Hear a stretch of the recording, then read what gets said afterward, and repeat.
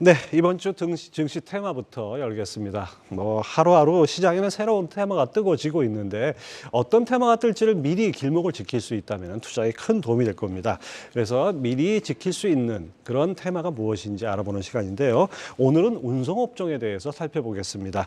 운송업종 동향과 전망에 대한 브리핑으로 코너문을 활짝 열겠습니다. 권미정 캐스터 나와주세요.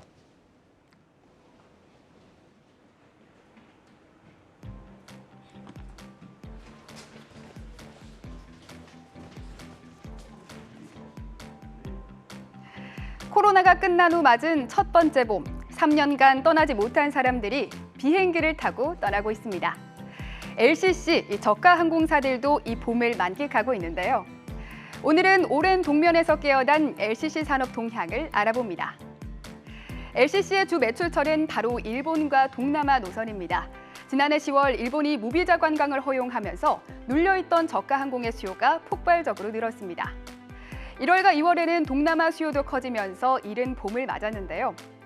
코로나가 터지기 전 2019년과 비교해보겠습니다. 올해 1분기에는 티웨이 항공과 진에어는 각각 241만 명과 238만 명을 운송하면서 2019년 여객수를 뛰어넘었고요. 또 제주항공과 에어부산도 각각 292만 명, 또 184만 명을 운송하면서 2019년 수준을 거의 회복했습니다.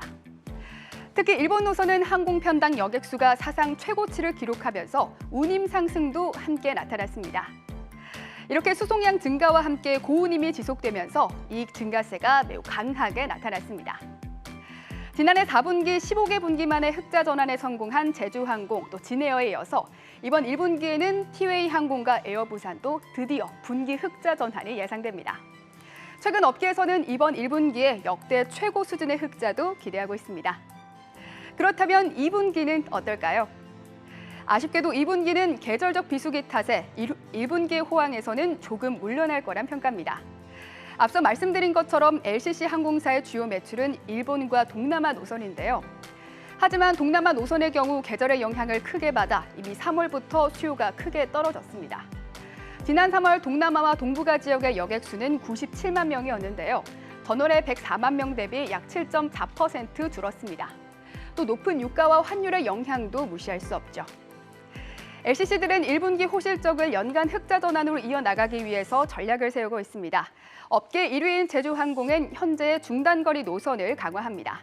중거리 노선 운항이 가능한 차세대 기종을 2대 투입하고 5월에는 설립 후 처음으로 인도네시아 노선을 취항하기 위해 준비 중입니다. 티웨이 항공은 지난해 시드니 노선을 운항하면서 저가 항공사 중 최초로 장거리 노선을 시작했는데요. 대한항공과 아시아나 항공 결합으로 재분배될 중장거리 노선을 노리고 있습니다. 또 올해 확정되는 지방 공항발 몽골 노선과 또 6월 인도네시아 운수권 확보 경쟁에도 양사가 적극적으로 참여할 거라고 추측됩니다.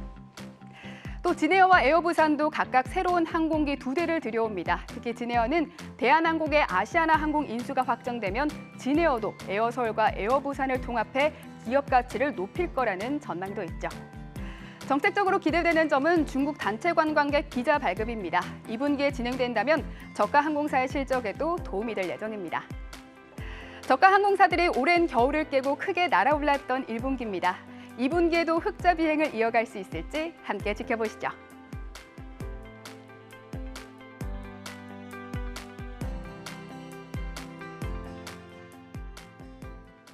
네, 그러면 좀 더 자세한 내용 살펴보기 위해서 대신증권 양지환 연구원 모셔보겠습니다. 어서 오십시오. 안녕하십니까. 자, 중국의 리오프닝, 그다음에 아주 여행 수요가 폭발적으로 일어나서 보복 여행, 보복 소비 이런 얘기 나오잖아요. 그러면서 항공 관련주가 좀 상승세를 보이다가 최근엔 조정이 있어요. 특히 LCC들. 항공주 흐름 어떻게 보셨습니까? 항공주가 작년 4분기에 주가가 좀 좋았고요. 올해 네. 1분기 실적이 상당히 좋을 것으로 예상됨에도 불구하고 좀 주가는 지지부진한 모습을 좀 연출하고 있습니다. 네. 그 배경은 아무래도 이제 1분기 실적이 피크를 치고 2분기 비수기 진입하면서 2분기부터는 실적이 그렇게 좋지 못할 것이다. 그리고 하반기에 소비 경기가 둔화된다면 이러한 실적 상승세도 1분기를 피크로 마무리되지 않겠느냐 이런 우려감들이 좀 존재를 합니다. 또한 코로나 때 일단 재무적으로 어려웠던 항공사들이 증자 혹은 연구체 발행 등을 예. 통해서 자본 조달을 많이 했는데요. 이러한 그 주식이 많이 늘어나는 거에 대한 이제 오버행 부담이 있는 항공사들이 좀 있습니다. 그래서 그런 항공사들 같은 경우는 주가가 좀 많이 움직이지 못하고 있는 상황이고요. 전체적으로 일단 그런 부분들이 항공사 주가를 짓누르고 있다 이렇게 판단하고 있습니다. 그래도 2분기가 작년 2분기보단 낫지 않을까요? 네, LCC 분기별 실적으로 보면 이제 전통적으로 4분기가 가장 좋고요. 그다음에 3분기 그리고 4분기, 2분기 이런 순입니다. 그래서 2분기하고 4분기는 전통적인 비수기이기 때문에 예전에 이제 코로나 이전에 보면은 영업 적자를 기록하는 분기도 좀 있었거든요. 거기에 대한 우려가 좀 있다고 보는데 저는 이번에는 좀 다르다라고 좀 판단하고 있고요. 아직 2022년 말에 여객이 좀 회복되었고 23년에 계속 이제 올라오고 있지만 아직 예전 정도의 수요까지 올라오지 못했다라고 일단 보고 있고요.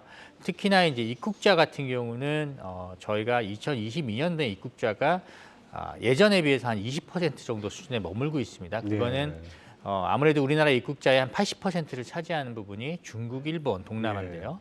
중국이랑 일본이 아무래도 이제 정책적으로 그러니까 국경을 오픈한 게 좀 늦게 오픈하다 보니까 이런 수요들이 아직 많이 회복되지 못한 측면이 좀 있다 이렇게 좀 보고 있고 그래서 수요가 충분히 아직 받쳐줄 수 있다라고 일단 보고 있고 두 번째로 좀 달라지는 부분들은 뭐냐면 코로나 이전에는 일단 LCC들이 경쟁이 좀 과했습니다.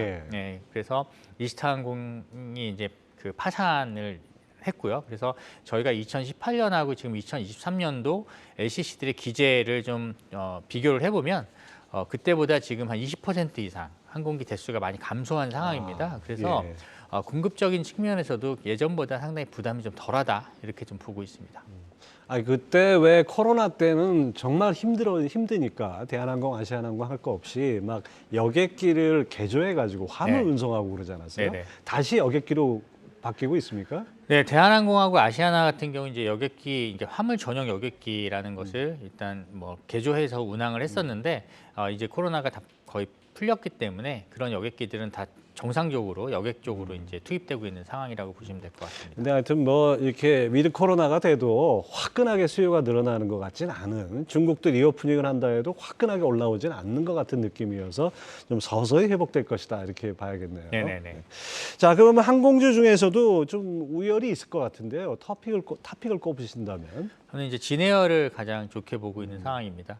지금 영업 환경으로도 놓고 본다면 제주항공이 사실 실적을 상당히 이제 많이 낼 수 있는 그런 환경입니다. 그 이유는 중국 노선에 대한 운수권 그리고 노선을 코로나 이전으로 돌아가서 살펴보면 제주항공이 가장 많이 갖고 있었고 사실 3월부터 이제 중국 쪽 노선이 리오프닝 되면서 그쪽의 수요가 올라올 수 있다고 보기 때문인데요.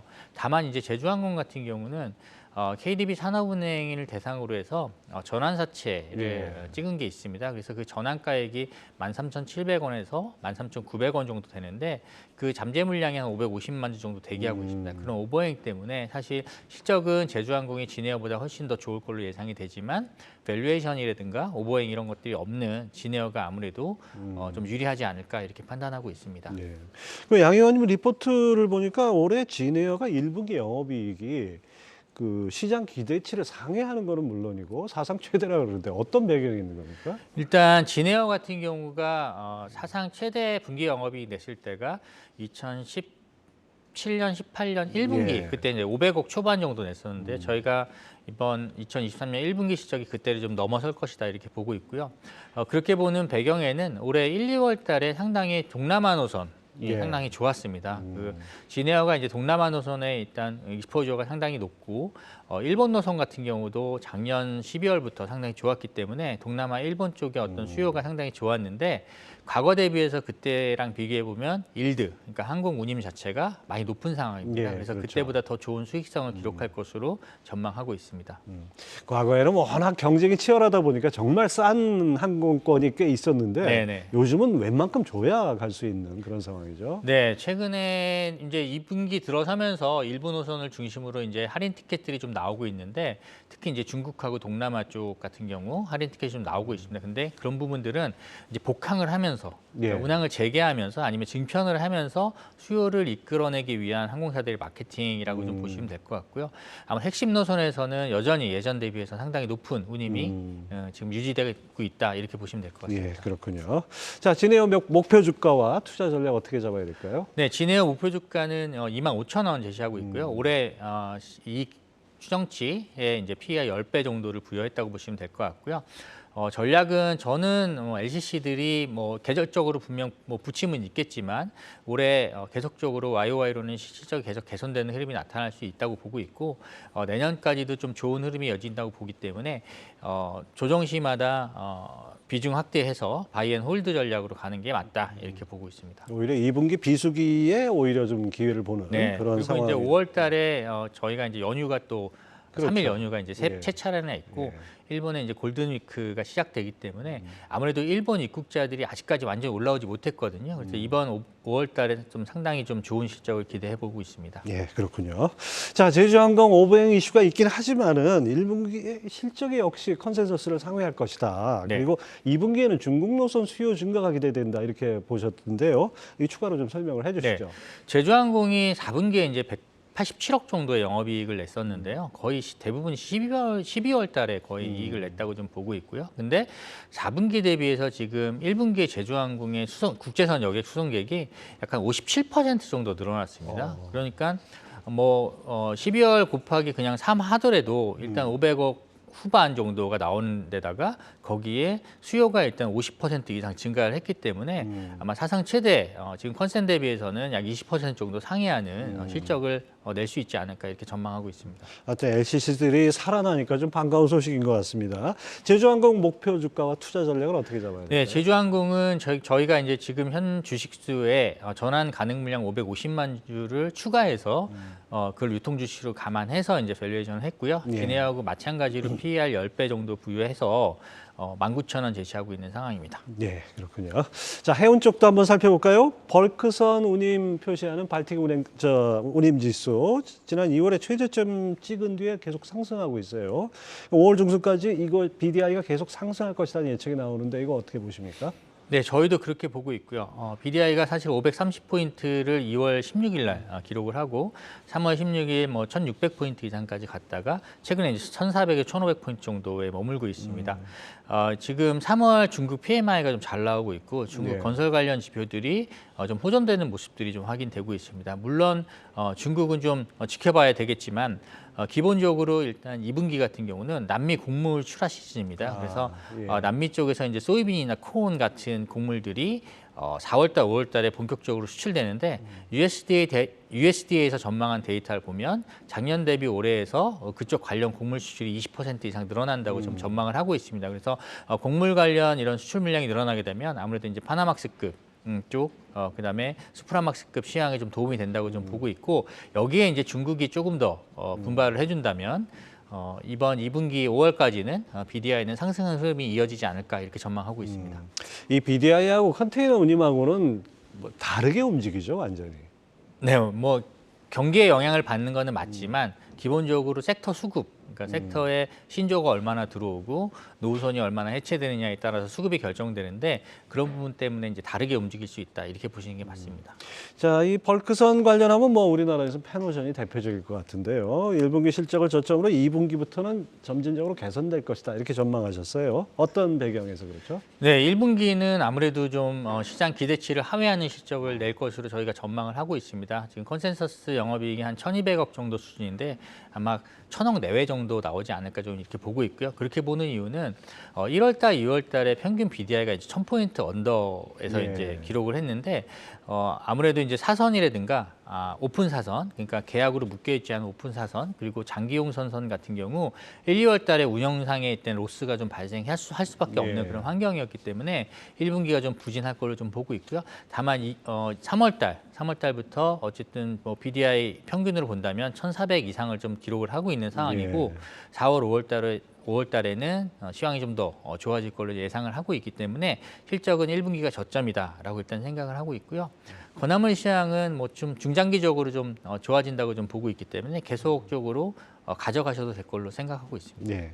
펜오션 목표 주가 투자 전략은 어떻게 짜야 될까요? 예, 펜오션 목표 주가 8,000원이고요. 뭐 앞서 말씀드렸던 것 같이 건화물 시황은 일단 뭐 2023년 2분기부터 해서 내년까지도 계속 시황이 점진적으로 계속 개선되는 그런 흐름이 이어진다고 좀 보고 있습니다. 전체적으로 섹터 수급 자체가 내년으로 갈수록 더 타이트해지기 때문에 아무래도 운임은 더 올라갈 수밖에 없다고 좀 보고 있고요. 그래서 올해 계속적으로 비중을 확대하셔서 내년까지 좀 중장기적으로 들고 가시는 전략을 추천드립니다. 건화물이라는 거 좀 설명을 해주십시오. 건화물은 이제 드라이 벌크라고 보시면 예. 되고요. 원자재 중에서 이제 마른 카고인데요. 대표적으로 이제 철광석, 석탄, 곡물, 그다음에 뭐 알루미늄이라든가 기타 광물들, 그다음에 뭐 핫코일, 뭐 이런 그러니까 하여튼 고체로 된 크론. 거고 네. 액체로 된 거는 뭐라고 부릅니까? 웹벌크. 웹벌. 그 네. 우리말로 뭐라 그래요? 어, 습화물이라고 하진 않을 것 뭐 같은데. 그냥 웹벌크라고 하고요. 웹벌크에는 아무래도 이제 원유도 있고 예. 원유를 그 정제해서 만든 제품 그렇죠. 그리고 가스선 이런 것들이 있을 수 있습니다. 예. 자, 대한해운의 경우에는 최근에 목표 주가를 낮췄어요. 네네. 운임 주사 하락하면 연결자회사 실적이 부진할 것이라는 전망에서인데요. 이 구체적으로 좀 설명을 해주시죠. 예, 일단 시장에서는 대한해운은 아무래도 이제 장기 계약 위주로 운영을 하는 선사이기 때문에 실적이 뭐 시황의 어떤 그런 등락에도 불구하고 꾸준히 안정적으로 나올 수 있다 이렇게 좀 예상을 많이 하고 있는데 사실 작년부터 조금 바뀌었습니다. 작년부터 대한상선하고 창명해운이 연결자회사로 이제 그 편입되어 있는데 이쪽에서 갖고 있는 사선들이 시황이 좀 노출이 되고 있습니다. 그래서 작년 4분기 때도 이익이 좀 많이 줄어든 모습을 보였고요. 올해 4분기 대비해서 올해 1분기가 실적이 더 안 좋을 걸로 좀 예상을 하고 있습니다. 그래서 대한해운 같은 경우는 목표 주가를 소폭 하향 조정했습니다. 자, 양 의원님 보시기에 요즘 실적 시즌인데 좀 저평가된 운송 관련주 있다면 어떤 게 있을까요? 일단 뭐 운송 업종 자체가 이제 경기 민감주이기 때문에 사실 글로벌 경기나 아무래도 한국 경제라든가 다 리스크 경기에 대한 우려는 좀 있습니다. 그래서 지금 주가가 상당히 좀 눌려 있는 상태입니다. 그래서 현대글로비스도 PER 5배 내외 거래가 되고 있고 LCC들도 뭐 PER 6배에서 7배 정도 수준의 거래가 되고 있습니다. 대부분의 운송업체들이 많이 저평가되어 있는데요.